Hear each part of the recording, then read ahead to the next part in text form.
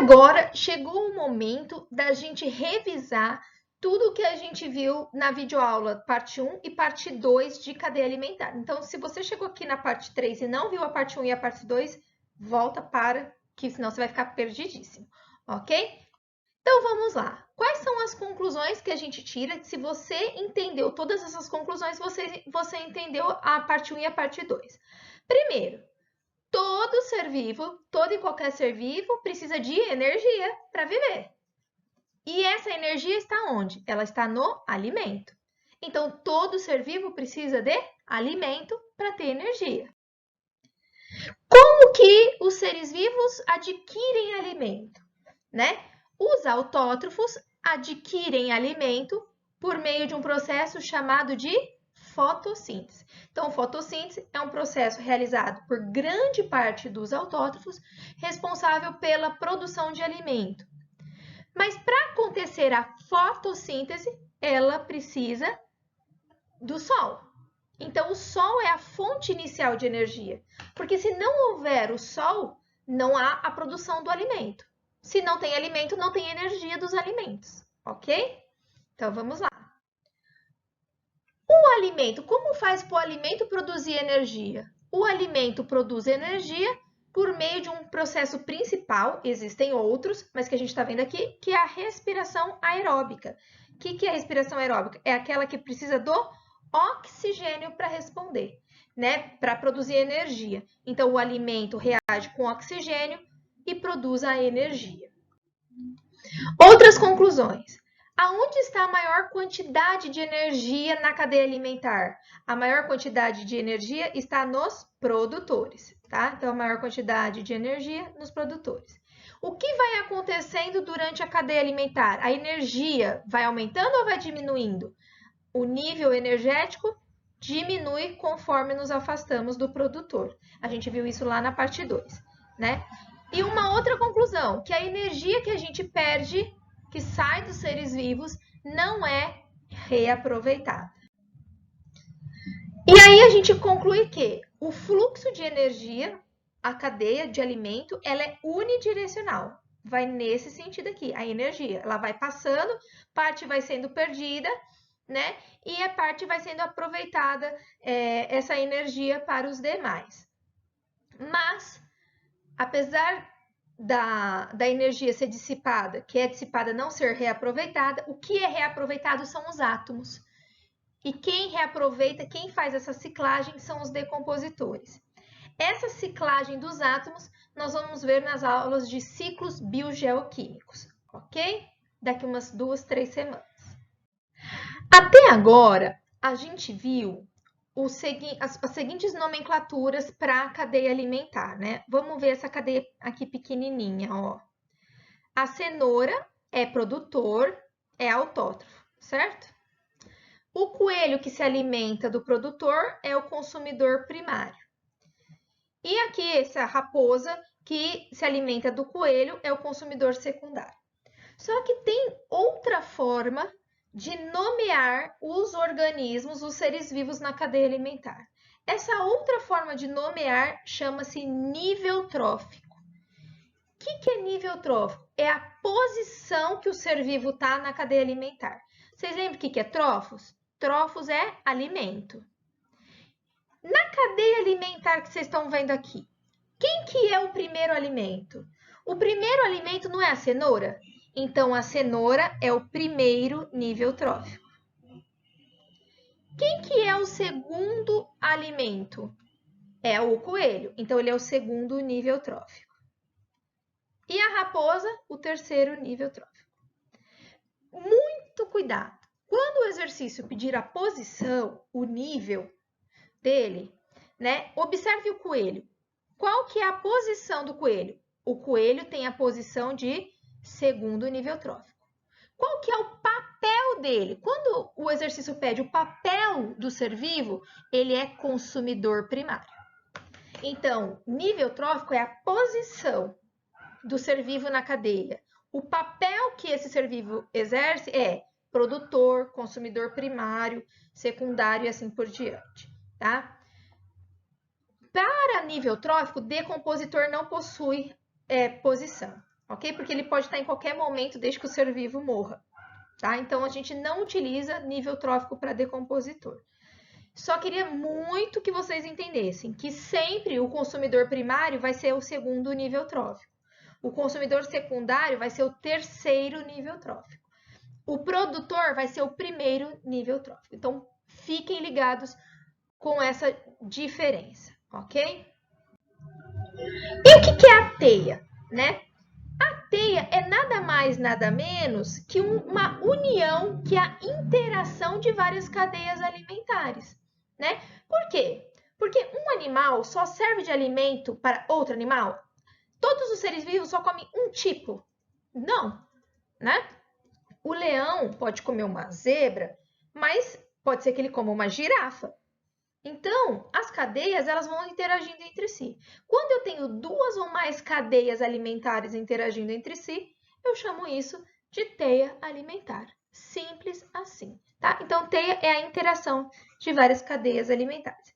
E aqui vocês estão vendo várias delas, ok? Eu gostaria que vocês observassem que numa teia alimentar, os seres vivos podem ocupar níveis tróficos diferentes e papéis, né, consumidores primários, secundários diferentes. Como assim? Então vamos lá, eu vou pegar, essa é uma teia alimentar, né, tem várias cadeias, então eu vou pegar uma cadeia só. Vou pegar da verdura aqui, ó. Verdura. Verdura, primeiro nível trófico, serve de alimento para o rato, que é o segundo nível trófico, que serve de alimento para o cachorro do mato, que é o terceiro nível trófico, que vai servir de alimento para o gavião, quarto nível trófico.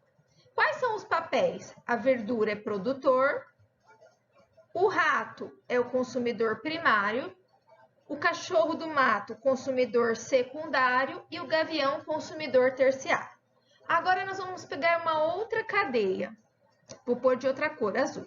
Continuamos com a verdura. Verdura, primeiro nível trófico, serve de alimento para o coelho, segundo nível trófico, que vai servir de alimento para o gavião. Observe que nesse caso, o gavião é o terceiro nível trófico. Então, numa cadeia ele está como quarto nível trófico, na outra ele está como terceiro nível trófico. E, vejam bem, vamos fazer agora o papel deles. Qual que é o papel? A verdura continua sendo o produtor, o coelho, consumidor primário, e o gavião, consumidor secundário. Então, vejam que dependendo da cadeia alimentar, o papel também muda. Numa, o gavião é consumidor secundário e na outra, ele é consumidor terciário. Para finalizar essa parte de cadeia alimentar, a gente vai aprender dois conceitos importantíssimos, tá? Não só para a vida de vocês, para vocês entenderem o que acontece, né, os impactos ambientais que o homem pode ocasionar no meio ambiente, como também um dos assuntos prediletos do Enem, ok? Então, esse primeiro conceito que a gente vai ver é de bioacumulação. O que acontece? Muitas ações do homem acabam derramando, jogando substâncias tóxicas no meio ambiente, na água. Eu coloquei aqui dois exemplos, o mercúrio e o agrotóxico, que é o mercúrio e o DDT. Ele foi muito utilizado no passado, muitos países já proibiram ele, né? Então hoje ele não é tão frequente justamente por esse impacto gravíssimo que ele causa. Então imagina esse peixinho aqui bonitinho, tá lá na água, e ele se alimenta de um peixinho pequeno. E esse peixinho pequeno, ele ingeriu mercúrio, que é Hg. E foi ingerindo mercúrio. Imagina quantos peixinhos esse peixão, vou chamar ele de Rodolfo, o Rodolfo vai comer. O que vai acontecendo com o Rodolfo ao longo do tempo? Acontece que o Rodolfo vai acumulando nos seus tecidos substâncias tóxicas. Isso chama bioacumulação.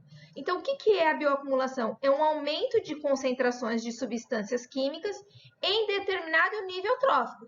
Naquele nível trófico, por exemplo, no nível trófico do Rodolfo, do peixe, ok? Então, o Rodolfo, conforme ele vai se alimentando de animais, de peixinhos, que ingeriram o agrotóxico, ingeriram o mercúrio, ele vai acumulando nos seus tecidos, né, substâncias tóxicas. Isso é gravíssimo para a cadeia alimentar e é gravíssimo para nós que podemos ingerir.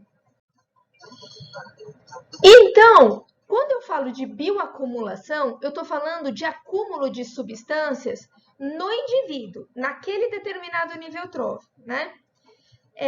Esse assunto de bioacumulação, ele voltou a ser falado depois que houve o rompimento da barragem de Brumadinho. Por quê? Porque a barragem de Brumadinho são rejeitos de mineração, restos de mineração. E a mineração, por exemplo, ela usa muito mercúrio. E aí nós temos um outro conceito, que é a biomagnificação, ou também chamado de magnificação trófica, tá? Tem os dois nomes. Quando a substância vai acumulando ao longo da cadeia alimentar, eu chamo isso de biomagnificação ou magnificação trófica. Então, bioacumulação é o acúmulo no indivíduo. Biomagnificação é o acúmulo dessa substância ao longo da cadeia alimentar. Então, aumento na concentração de um contaminante a cada nível trófico. Por que aumento? Porque assim, ó, imagina que essa planta está com agrotóxico. O grilinho aqui vai comer uma planta? Não, ele vai comer várias plantas. Então, o nível de toxicidade no grilinho vai aumentar. E o sapo? Ele vai comer um grilinho? Não, o sapo vai comer vários grilinhos. Então, o que acontece? Quanto mais se afasta do produtor, vai aumentando a concentração dessas substâncias tóxicas. Então, é um exercício de vestibular muito comum. Perguntar assim, eles dão um contexto, falando que existe uma substância tóxica, uma substância química que acumula nos tecidos dos seres vivos. Quem que vai ter maior concentração desse conteúdo? A planta ou o sapo? Então, sempre quanto mais afastado, né, do produtor, maior a concentração do produto. Então, magnificação trófica ou biológica ou biomagnificação é o acúmulo dessa substância na cadeia alimentar. E aqui uma figurinha, então, para vocês irem percebendo, aqui é o xizinho da substância tóxica, né? Que ela é muito maior no peixe grande do que no produtor, que é o autótrofo, ok? Eu vou deixando aqui, então, vamos finalizando essas 3 partes de cadeia alimentar. Espero que tenha sido tranquilo, que vocês tenham gostado, tenham entendido. Qualquer dúvida, me procurem, procuro no Teams, no WhatsApp. E eu espero que vocês consigam fazer essa questão do Enem.